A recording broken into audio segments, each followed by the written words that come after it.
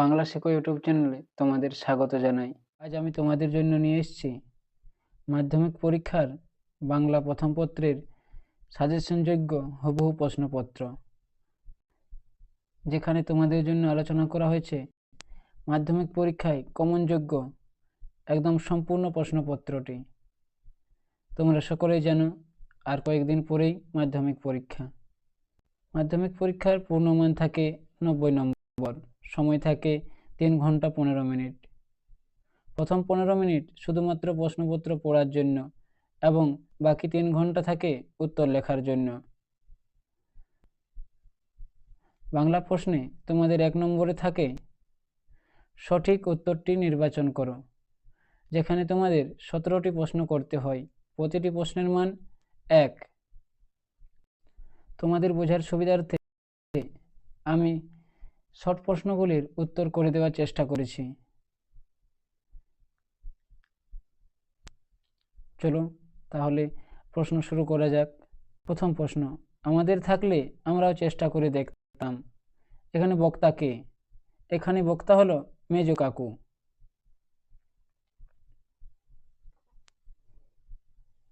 দ্বিতীয় প্রশ্ন, বরং একটু তারিফই করলেন। কে তারিফ করলেন? মাস্টার মশাই। 3 নম্বর প্রশ্ন, গিরিশ মহাপাত্রের দুজন বন্ধু স্থানীয় লোক আসার কথা ছিল। কোথা থেকে আসার কথা ছিল? এনজাং থেকে।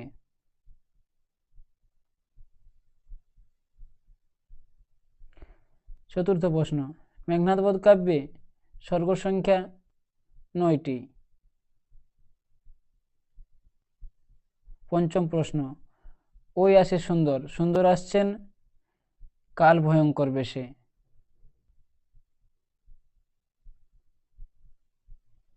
অস্ত্র ফেলো অস্ত্র রাখো, দুটি পায়ে, এখানে একটি ড্যাশ দিয়ে আছে, ড্যাশে হবে গানের।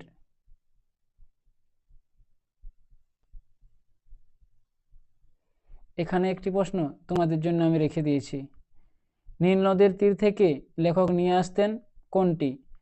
নলখাগড়া, স্টাইলাস, হাড় নাকি শলাকা? এই প্রশ্নটি তোমরা অ্যান্সার দিও।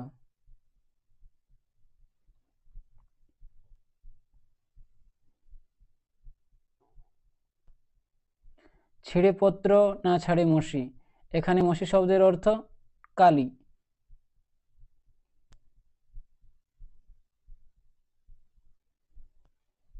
হিমালয় যেন পৃথিবীর মানদণ্ড, বলেছিলেন কালিদাস। এখানে ব্যাকরণ থেকে প্রশ্ন, বেশ বাক্যের বেশ শব্দের অর্থ হলো বিস্তার।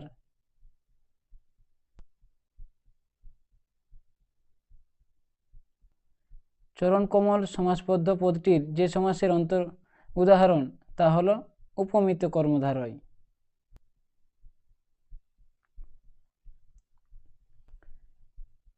সে যে কি মজার ব্যাপার তা ভাবা যায় না, বাক্যটি হলো সরল বাক্য, জটিল বাক্য, মিশ্র বাক্য নাকি যৌগিক বাক্য? এখানে সঠিক উত্তর জটিল বাক্য।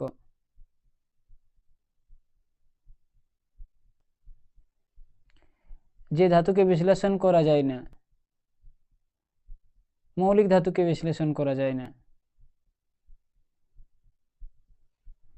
অনুক্ত কর্তা দেখা যায় কর্ম ও ভাব বাচ্চে।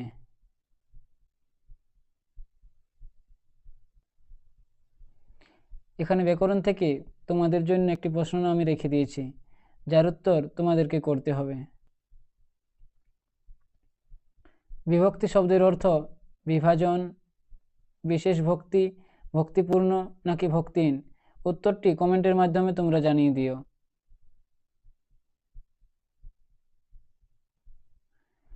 গঠনগত দিক থেকে বাক্য কয় প্রকার? 4 প্রকারের। 17 নম্বর প্রশ্ন, ক্রিয়ার প্রাধান্য পায় কোন বাচ্চে? কর্তৃ বাচ্চে, কর্ম বাচ্চে, ভাব বাচ্চে নাকি কর্ম করতে বাচ্চে? সঠিক উত্তর ভাব বাচ্চে। 2 এর দাগে প্রশ্ন থাকে, কম বেশি 20টি শব্দে প্রশ্নগুলির উত্তর দাও। এখানে তোমাদেরকে 19টি প্রশ্নের উত্তর করতে হয়।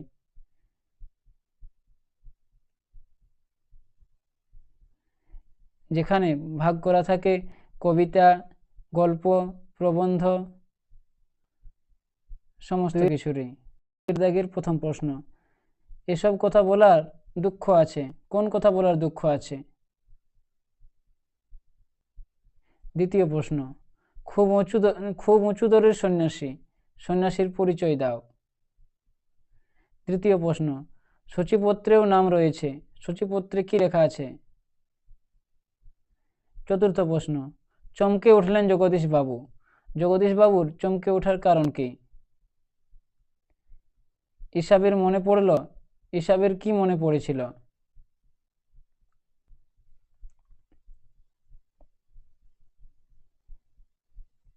কবিতা থেকে প্রশ্ন, যে কোনো 4টি প্রশ্নের উত্তর দাও। প্রশ্ন, পৃথিবী হয়তো গেছে মরে, কবির এরকম মনে হওয়ার কারণ কি? দ্বিতীয় প্রশ্ন, উত্তরীরা বীর দর্পে অসুরারি রিপু, অসুরারি রিপু কাকে বলা হয়েছে? তৃতীয় প্রশ্ন, অনুমান করে নিজ চিতে, কার কি অনুমান করার কথা বলা হয়েছে? তোমায় নিয়ে বেড়াবে গান, বাক্যাংশের অর্থ লেখো। পঞ্চম প্রশ্ন, ক্ষমা করো কাব্যাংশে কবির কোন মনোভাব প্রকাশিত হয়েছে? ব্যাকরণ থেকে প্রশ্ন, যে কোনো 3টি প্রশ্নের উত্তর দাও। অভিধা কি, একটি উদাহরণ দাও। সেন্সিটাইজ পেপারের সঠিক অনুবাদ কি? 3 নম্বর প্রশ্ন, স্টাইলাস কি? চতুর্থ প্রশ্ন, দার্শনিক তাকেই বলি, দার্শনিক কাকে বলে? 2-4 দাগের প্রশ্ন, যে কোনো 8টি প্রশ্নের উত্তর দাও। সব প্রশ্নগুলি ব্যাকরণ থেকে।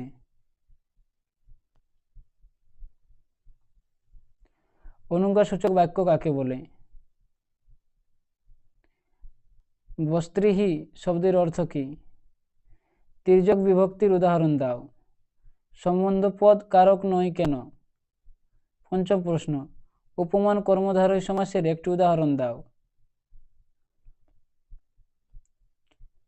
6 নম্বর প্রশ্ন, কর্মকর্তৃবাচ্য কাকে বলে? 7 নম্বর প্রশ্ন, দ্বিকর্ম ক্রিয়ার একটি উদাহরণ দাও। 8 নম্বর প্রশ্ন, সমধাতুজ কর্মের উদাহরণ দাও।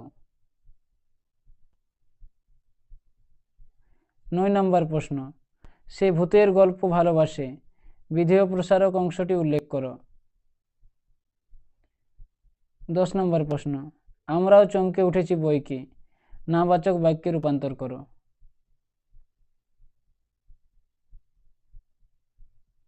এরপর থাকে 3 দাগের প্রশ্ন, প্রসঙ্গ নির্দেশ সহ কম বেশি 60টি শব্দে উত্তর দাও। এখানেও তোমরা জানো এখানে কবিতা, গল্প, ব্যাকরণ এইভাবে ভাগ করা থাকে। তোমাদের সহায়ক পাঠ্য কোনই রয়েছে, সেখান থেকেও কয়েকটি প্রশ্ন থাকে, যে কোনো একটি প্রশ্নের উত্তর দাও। প্রথম প্রশ্ন, এই দুঃখের মুহূর্তে গভীরভাবে সংকল্প করে তপন, তপনের দুঃখের কারণ কি? সে কি সংকল্প গ্রহণ করেছিল? দ্বিতীয় প্রশ্ন, নদীর বিদ্রোহের কারণ সে বুঝিতে পারিয়াছে, নদীর বিদ্রোহের কারণ কি?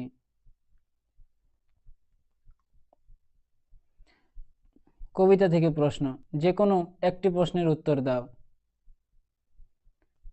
প্রথম প্রশ্ন, সমী সবে আজ্ঞা দিল, কে কি আজ্ঞা দিল? 2 নম্বর প্রশ্ন, ঘুচাবো এ অপবাদ বধির উপকূলে, বক্তাকে কোন অপবাদের কথা এখানে বলা হয়েছে? 4 দাগের প্রশ্ন, কম বেশি 150টি শব্দে যে কোনো একটি প্রশ্নের উত্তর দাও।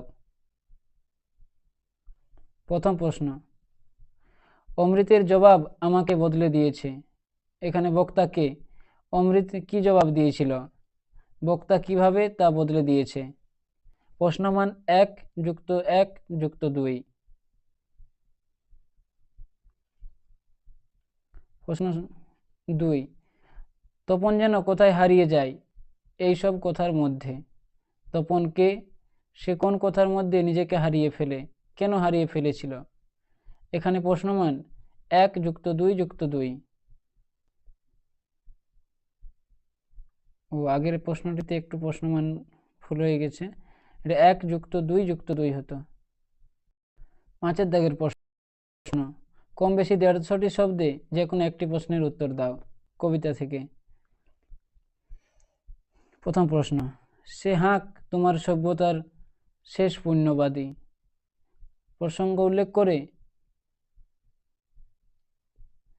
কাব্যাংশে তাৎপর্য বিশ্লেষণ করো। গানের বর্ম আজ পড়েছি গায়ে, কোন কবিতার অংশ?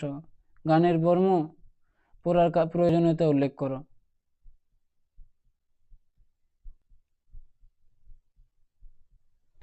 6 দাগের প্রশ্ন, কম বেশি 150টি শব্দে যে কোনো একটি প্রশ্নের উত্তর দাও। কালো গুণে বুঝিবা আজ আমরাও তাই, কোন অবস্থার কথা বলা হয়েছে? এরকম অবস্থার কারণ কি? প্রশ্নমান 2 + 3। 2 নম্বর প্রশ্ন, তাতে পাঠকের অসুবিধা হয়। কিসে পাঠকের অসুবিধা হয়?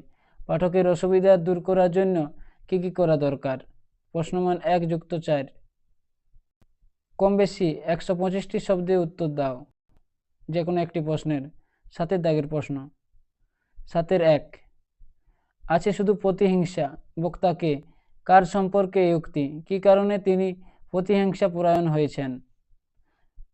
প্রশ্নমান 1 + 2 + 2 না, প্রশ্নমান 1 + 1 + 2। 7 2, বাংলার এই দুর্দিনে আমাকে ত্যাগ করবেন না। বক্তাকে, তিনি কাদের এই কথা বলেছেন? বক্তার কোন মানসিকতার কথা এখানে প্রকাশিত হয়েছে? প্রশ্নমান 1 + 1 + 2। এর প্রশ্ন, কম বেশি 150টি শব্দে যে কোনো দুটি প্রশ্নের উত্তর দাও। প্রশ্নমান 5, হঠাৎ কনের 2 চোখ জলে ভরে এলো।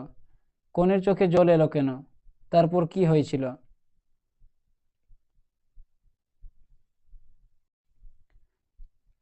2 এর প্রশ্ন, তোর আসল লজ্জা জলে, আসল গর্ব জলে।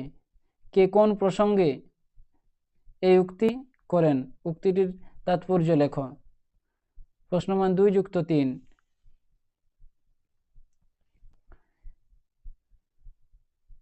কোন উপন্যাসে প্রশিক্ষক ক্ষিতীশ সিংহের চরিত্র বিশ্লেষণ করো? এই প্রশ্নটি এবারের পরীক্ষার জন্য খুবই গুরুত্বপূর্ণ। 9 দাগে তোমাদেরকে একটি অনুবাদ করতে হয়। এখানে কোনো একটি টেক্সট ইংরেজি ভাষায় টেক্সট দিয়ে থাকে, যা থেকে তোমাদেরকে চলিত বাংলায় অনুবাদ করতে হয়। এটা খুব সহজেই থাকে দেওয়া, তোমরা চেষ্টা করলে সহজেই পারবে। এখান থেকে খুব সহজেই নাম্বার উঠে আসে। এখানে আমি তোমাদেরকে একটি অনুবাদ করার জন্য রেখেছি। We should try to prosper in life, but we should not give up our sense of morality. If we compromise with dishonesty, it would be difficult for us to perfect ourselves.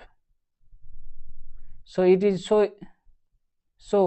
it is important to choose the right way.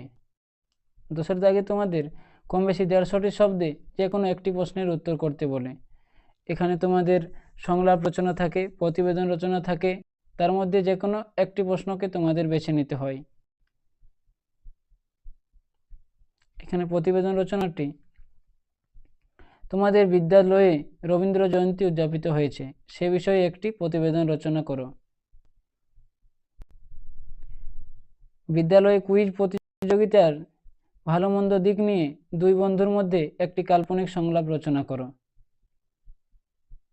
11 দাগে তোমাদের থাকে একটি প্রবন্ধ রচনা, যেখানে তোমাদের 4টি option দেওয়া থাকে, যে কোনো একটি বেছে নিতে হয়।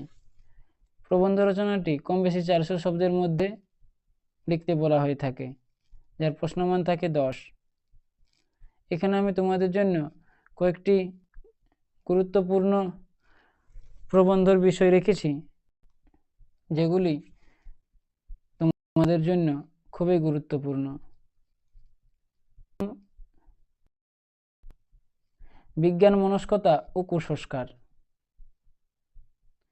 দ্বিতীয়, গ্রন্থাগার। ছাত্র জীবনে গ্রন্থাগারের গুরুত্ব কতটা তোমাদেরকে এখানে সেই বিষয় নিয়ে একটি প্রবন্ধ রচনা। এখানে এটি একটি জীবনীমূলক প্রবন্ধ রচনা লিখতে বলা হয়ে থাকে। আমি এখানে রেখেছি তোমার প্রিয় কবি। তোমার প্রিয় কবি বলতে রবীন্দ্রনাথ ঠাকুর, শঙ্খ ঘোষ, কাজী নজরুল ইসলাম, আরও অনেকে। চারিদিকে তোমাদের জন্য রেখেছি ছাত্র জীবনের শিষ্টাচার ও সৌজন্যবোধ।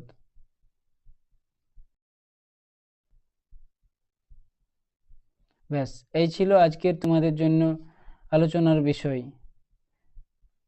খুব ভালো করে পড়াশোনা করো, সামনেই মাধ্যমিক পরীক্ষা, এবং একটু ভালো করে পড়াশোনা করলেই তোমরা মাধ্যমিক পরীক্ষায় খুব ভালো একটা ফলাফল লাভ করতে পারবে। তাহলে পড়তে থাকো, আর যদি কোনো অসুবিধা হয় বা কোনো প্রশ্নের সন্দেহ থেকে থাকে তোমরা কমেন্টের মাধ্যমে জানাও, আমি তার যথাযথ উত্তর দেওয়ার চেষ্টা করব। ধন্যবাদ ভিডিওটি দেখার জন্য। দেখা হচ্ছে পরবর্তী ভিডিওতে।